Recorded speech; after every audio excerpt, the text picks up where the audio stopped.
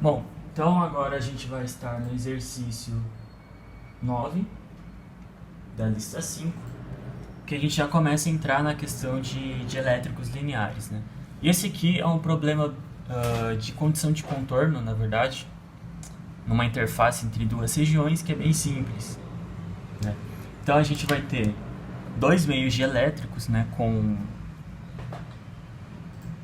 deixa eu ver, com constantes dielétricas diferentes. Então aqui é epsilon R1 e aqui a gente vai ter um epsilon R2, beleza? Essa interface aqui não vai apresentar cargas, então a gente pode falar que o sigma é zero neste caso. E o que a gente vai querer é uma expressão que vai relacionar os ângulos θ1 e θ2, onde esses ângulos eles são formados com a normal do plano, né? Então a gente vai ter, por exemplo, aqui é a normal ao plano, e vamos imaginar que aqui o nosso D vai estar para cá, então esse aqui seria o nosso D1, e aqui estaria o nosso D2, certo? Onde o θ1 então seria esse ângulo aqui, e o θ2 seria este ângulo. Então o que a gente quer é uma relação entre esses dois ângulos, certo? E para fazer isso a gente vai recorrer às condições de contorno, né? Então se vocês lembrarem,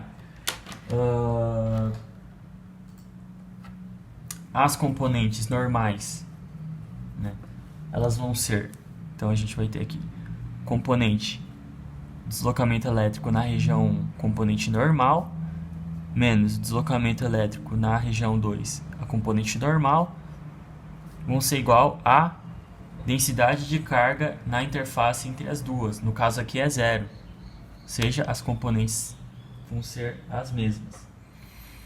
No caso da componente tangencial, o que a gente sabe não é com deslocamento elétrico, a gente vai saber com relação ao campo elétrico, né?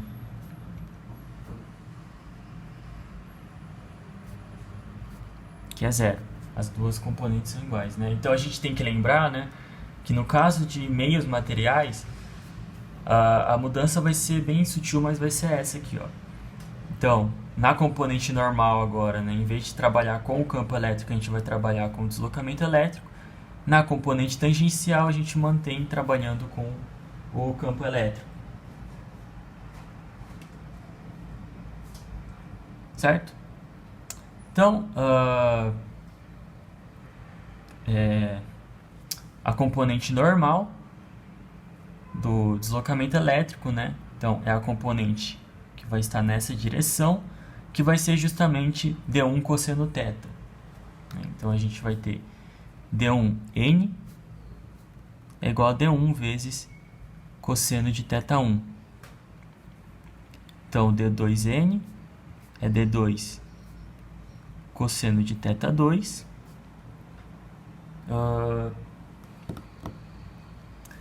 E1T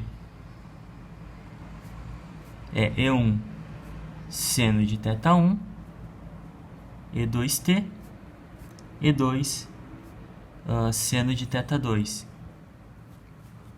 Certo?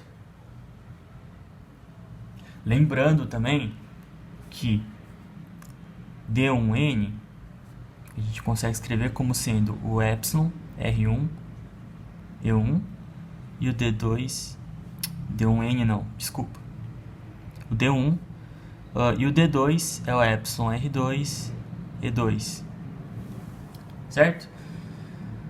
Então, substituindo tudo aqui, né, a gente vai ter para a primeira equação vou chamar de equação I, e aqui a equação 2i, né? Então, para a primeira equação, o que a gente vai ter é o epsilon R1 E1 cosseno de θ1 igual a epsilon R2 E2 cosseno de θ2. E da equação 2, que a gente vai ter é o E1 seno de θ1, que é igual a E2 seno de θ2. Então, se a gente pega a equação 1 e a equação 2 e divide pela equação 1, né, os E1s vão cortar, E2 vai cortar. Desse lado vamos ter tangente de θ1 sobre epsilon R1. Desse outro lado vamos ter a tangente de θ2 sobre epsilon R2. Ou seja, uma relação entre os dois ângulos, a gente pode deixar em termos das tangentes deles mesmo, né? Então, a tangente de θ1 vai ser epsilon R1 sobre epsilon R2 vezes a tangente de θ2. Então, opa, não deu para enxergar o que eu fiz aqui.